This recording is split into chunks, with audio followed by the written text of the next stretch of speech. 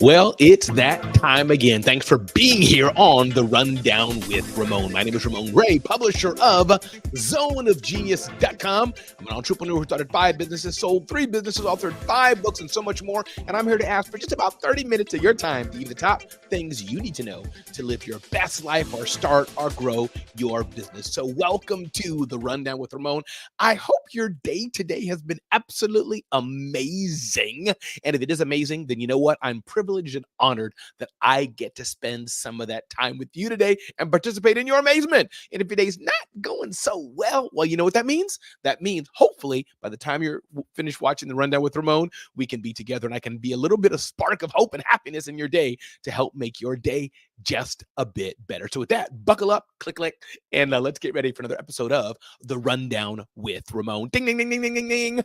Did you know that 44% of U.S. adults are not financially ready for recession, says one study? So I'll unpack what the study said, but it's not so important that 44% of U.S. adults are not ready for recession. And that probably goes through, if you're listening to this last year, this year, next year, the year before, 10 years from now, it probably doesn't matter because most people are probably not financially fit, is what I'm seeing this mean. So the studies from our friends at the Balanced Economy, nearly 1/5 don't have enough money to cover basic expenses. Some key takeaways in this are as follows. One, recession worries definitely are real, and 44% of U.S. adults said they aren't financially prepared for recession, according to a survey from The Balance. Now, when asked about their current financial situation, 17% of those surveyed said they don't have enough money to cover basic expenses. Third takeaway here, more than a quarter of U.S. adults said they had been extremely impacted by inflation, and 92% are cutting back spending thanks to those higher prices. And inflation, I think, is something that's always there to one degree or another. It depends on what part of the economy feels it or not. So my question to ask us, the rhetorical question to ask is really, what are we going to do about it? A study in and of itself is okay. We can unpack that as much as we want. But economic hardships are a real thing for some people. There are those who are either very, very wealthy and doing okay. The economy is not going to impact them so much. Or there are those who may be regular middle-class Americans and they're just saving a lot more, so living off their savings more, which means, though, their money's draining. But a few things I would consider us to do. It's easier said than done. One, always leverage your network. Your network, you should always be meeting with people that can help you not just today, but help you tomorrow. So leverage your network. Number 2, are you educating and training yourself to upskill yourself to be able to be more hireable and to earn more money? Maybe it's a new job you need, maybe a promotion you need. Number 3, are you looking judiciously at how you're spending your money and doing your best to do as much as you can with how you're spending your money? So listen, we don't want the doom and gloom of the news cycle to get us feeling so bad, but we do want to be cognizant of things that are going on and asking ourselves how we can do better. Again, if you're just joining, this is The Rundown with Ramon. Ding, ding, ding, ding, ding. A lifetime of riches, is it as simple as a few habits? I'm looking here and getting this from Mr. Money Mustache. Mr. Money Mustache, a long blog post, but I want to get to the point of something here. And it says here, unless you're very new here, you probably don't need convincing of either the value of creating a golden financial situation or the methods by which we pursue it. It sounds easy when you put it that way, but to newcomers, there are many roadblocks to saving money, putting money away, and earning more. So first is the article. Here's the use of, or the issue of, basic financial knowledge itself. Most people, including yours truly, don't know what they need to know about finances. Most of your neighbors believe that borrowing money for cars and kitchen renovations is a perfectly reasonable thing to do at a 5 to 10% savings rate is admirable. And credit cards are a way to borrow money when life's little expenses temporarily outpace their salaries. With assumptions like these, wealth will always prove unattainable. But even with a solid understanding of financial concepts, you still have to get over an even bigger hill, changing your behavior in a way that sticks. So whether it's money or something else, I suggest we all look at the book, The Power of Habit. Little chunks of autopilot behavior that get burned right into our neurology permanently. Once you develop a habit, you can never truly erase that groove that has been worn into your brain. So the question is, again, Mr. Money Mustache talks about this. What do we do to have better habits that can change and that can stick? The way the average person responds to a certain luxury products and makes purchases is highly habitual. Need to go somewhere more than a block away? Grab the car keys. That's a habit. Hungry at work? Head out to one of the usual restaurants. That's a habit. Have a problem with your house? Begin worrying immediately as you try to find a professional who can fix it. That's a habit. Are you uncomfortable? Are you inconvenienced? That's a habit. Mr. Money Mustache telling you to start riding your bike around town for local errands? That's not a habit. That's not something you want to do. But there are small things you can do if you want to develop better habits in your life overall. And I would dare say that tie into you being a better financial steward. So, what does this mean? Find the trigger point of your habit. You do this by describing your own behavior in detail, searching for clues you might have missed before. Find the trigger point of your habit. What is the thing that you're doing that triggers what you're doing? Why do I have a cup of coffee? Why do I have a cup of coffee every day? Well, when I wake up, I've gotten to the habit, started during COVID, I believe it was. My wife bought a Keurig machine where I like that warm cup of coffee. Number two, take the same cue, but trick yourself into triggering a different behavior. If I wanted to quit coffee, I could give away the coffee machine and put a box of herbal tea on the countertop in its place. My friend Peter Shankman talks about this. He says this himself. When he wants to jog and make sure he jogs in the morning, he's known to either sleep in his jogging clothes. I'm not sure I'd go that far. What I've done, though, is put my jogging pants on my dresser at times to prompt me into doing a workout. Those are things you can do to trick yourself into doing a different behavior. Try to make the new reward similar to the old one. Taking the coffee example, the reward is a warm, tasty beverage, and an excuse is to sit still, contemplate, or talk for a while. Caffeine may be the secondary part of it, but the psychological part of your habit is only a tiny part of the reason they form. So I hope you're understanding these are some ways that you can form better and new habits in life, because the better and new habits you form in life will make you a better person and cause you to do better things. Get your foot in the door with keystone habits. Some habits shake things up so much that they automatically trigger other changes. I believe that embracing bike transportation is one of those things. And he talks about how can you use bikes more, which of course is cheaper and better for the environment, better for your health. Reinforce habits with belief and community. This is the reason Alcoholics Anonymous works for so many people, and probably a big part of this blog's success in changing habits as well. So my point being, dear Rundown with Ramon, a watcher today, habits are so important. And I challenge you to ask yourself, what are the habits that you have in life today that are keeping you from having the full potential that you should have? If you don't have good habits, you're not going to have a good day. And if you don't have a good day, well, you may not be able to watch the Rundown with Ramon as well as you could. Once again, if you're just joining me, this is the Rundown with Ramon. I'm the publisher of zoneofgenius.com, an entrepreneur, started 5 companies, sold 3 companies, authored 5 books. Get to know me better at RamonRay.com. DM me on Instagram if you like at Ramon Ray Smart Hustle. Check me out at zoneofgenius.com. Let's keep moving forward to the Rundown with Ramon. This is an interesting little bit of insight here. Excited to share this with you.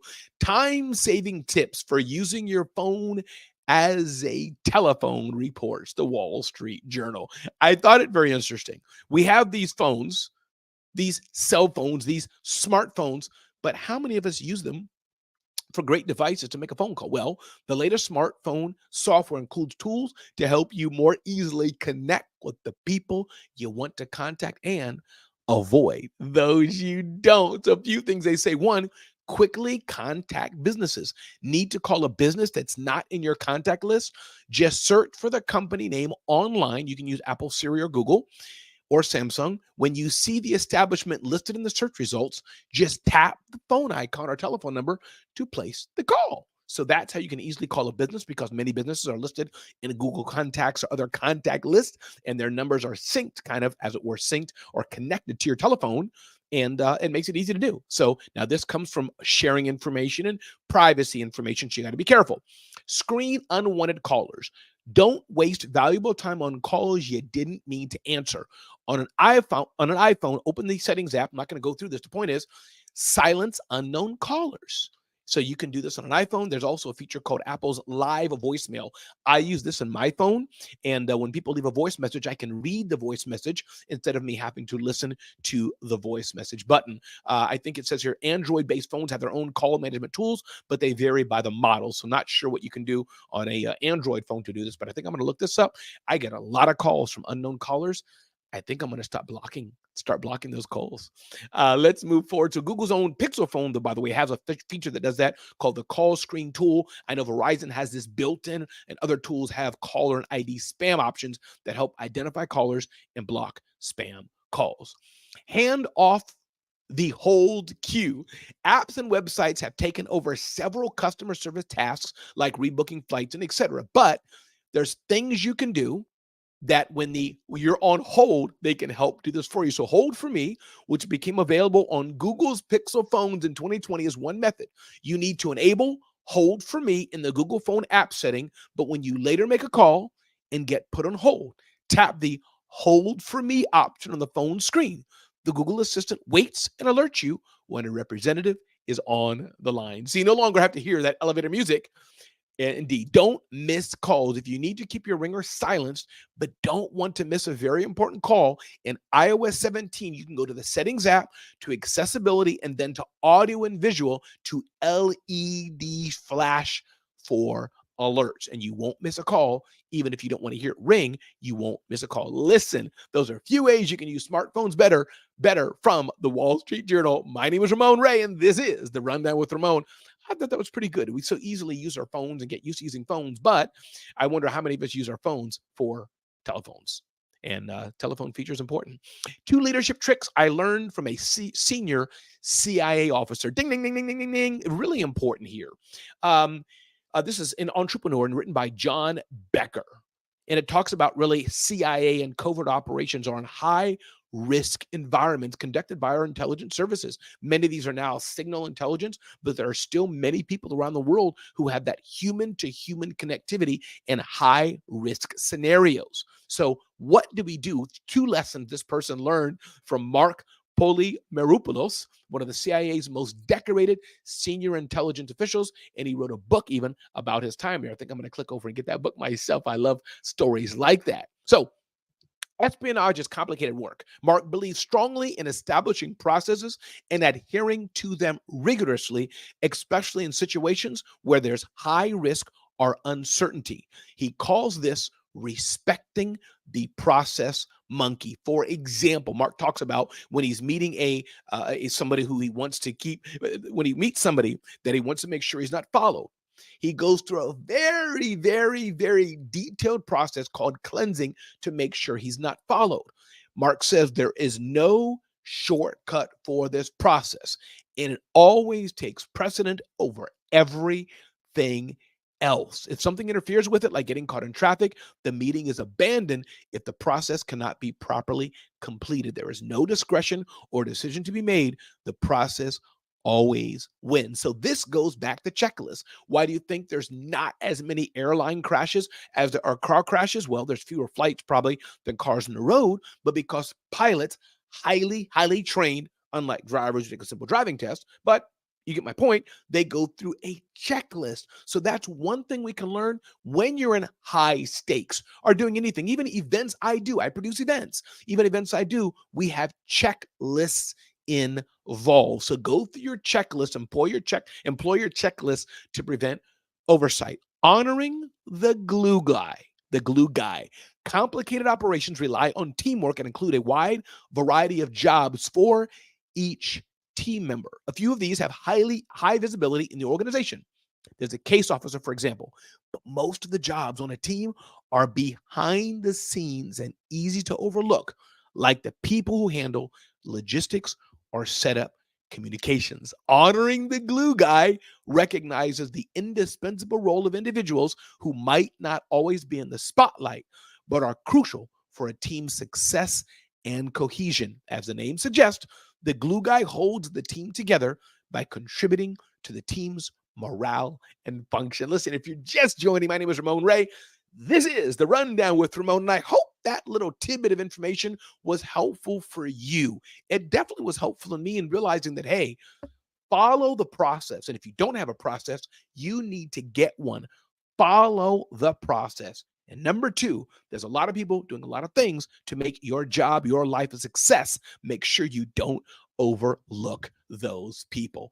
Moving forward, ding, ding, ding, ding, ding, ding, ding. Next up is 5 costs that you can cut without killing your startup. From our friends at Startup Nation, the importance of cost management is so important. But what are some things that you can cut? One, shift from office space to remote work.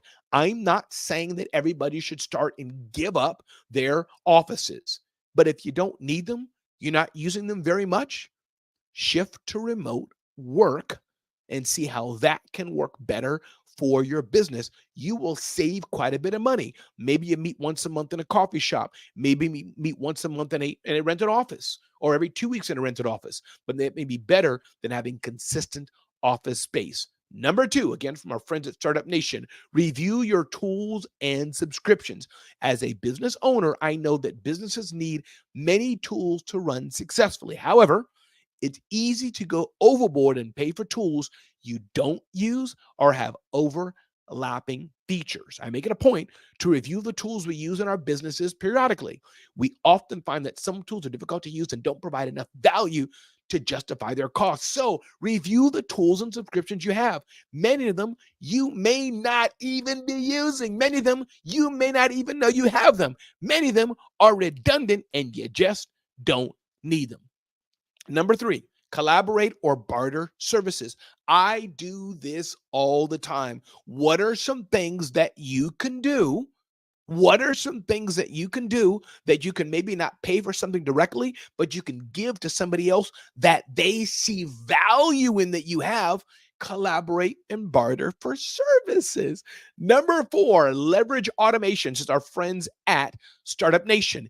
Embracing automation can significantly reduce repetitive and time-consuming tasks. Shifting to a more automated process and using tools that enable them to cut labor costs, but also allow you and your team to focus on growth-minded activities. Leveraging the power of automation can be a great way that you can grow your business and get up to speed much faster. Moving forward, number five, outsource strategically. Outsourcing can be an excellent way for startups that want to reduce cost while still maintaining quality. So, however, it's essential to outsource strategically. So those are a few things that you can do in your startup, or even if you're not a startup per se, your small business that you can cut and you can save time, save money, and definitely be more productive. Again, my name is Ramon Ray. This is The Rundown with Ramon, and I'm so glad you're taking the time to listen to us today. If you want to get in touch with me, you can find me at RamonRay.com. Check out our website, zoneofgenius.com. DM me on Instagram, Ramon Ray Smart Hustle. Thanks for listening to The Rundown with Ramon. All right, let's keep moving forward here on The Rundown with Ramon. Ding, ding, ding, ding, ding, ding, ding. 12 apps we can't stop using for better or for worse. This is going to be fun. So a few apps that are really cool. One is called Forest, a productivity app with sublime visuals. How it hooked me. As long as Forest, which is $4, is active on your phone, you can't use your phone to waste time on other apps. You open Forest up, set an amount of time you want to focus, hit study, then set your phone down face up on your desk. While you spend time away from your phone, a digital grove of trees will germinate and blossom on its screen. Seems really simple, but an app like this could be really cool to force you not to use your phone. Sometimes I use the thing, tools, not a tool like that, but I just like put my phone away so I can't get it. Love it, love it, love it. Huge, a dating app with a degree of soul. How it hooked me. The last time I was in a dating rut, Tired of casual hookups arranged on these other sites, I sought refuge in Hinge. Hinge forces you to answer prompts that reveal or at least hint at a real personality.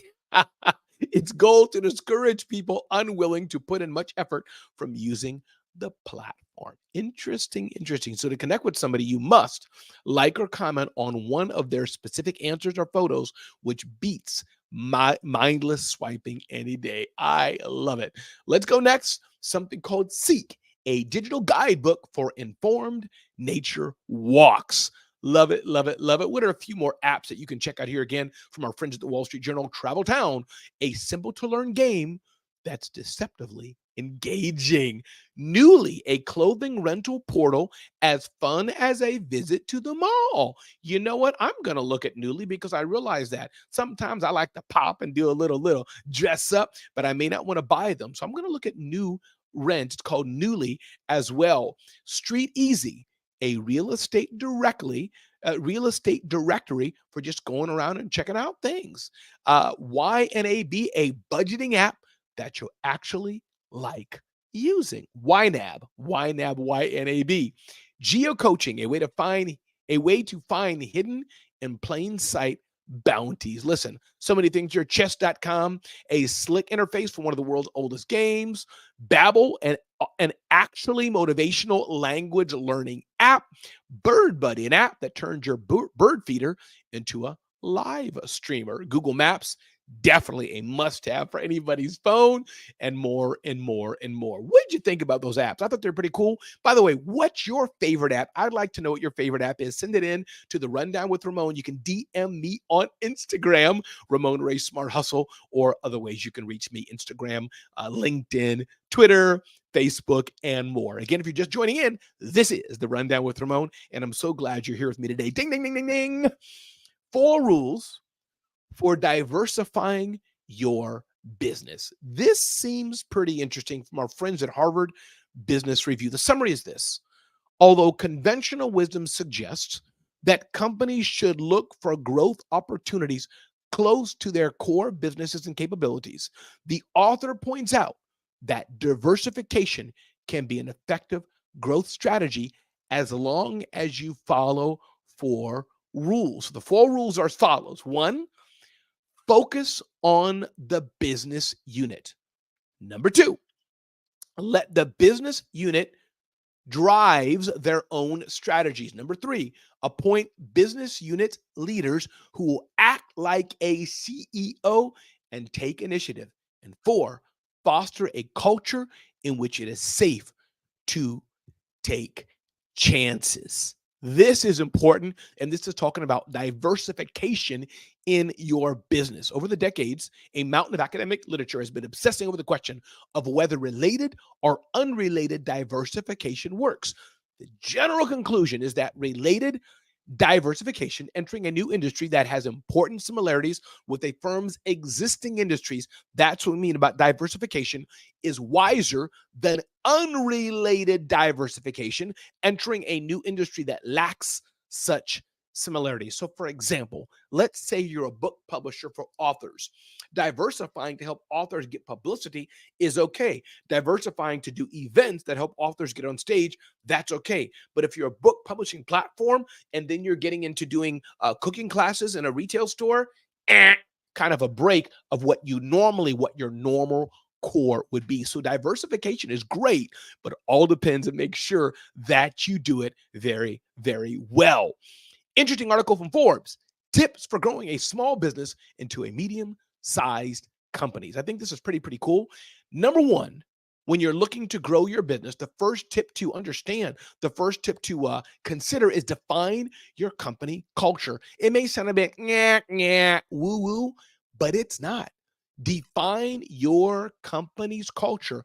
As your small business grows, it's vital to set and define your company's internal culture. If you want to grow from a smaller business to a larger business, you're going to have to get your culture dialed in. Number 2, get human resources expertise. This is very important.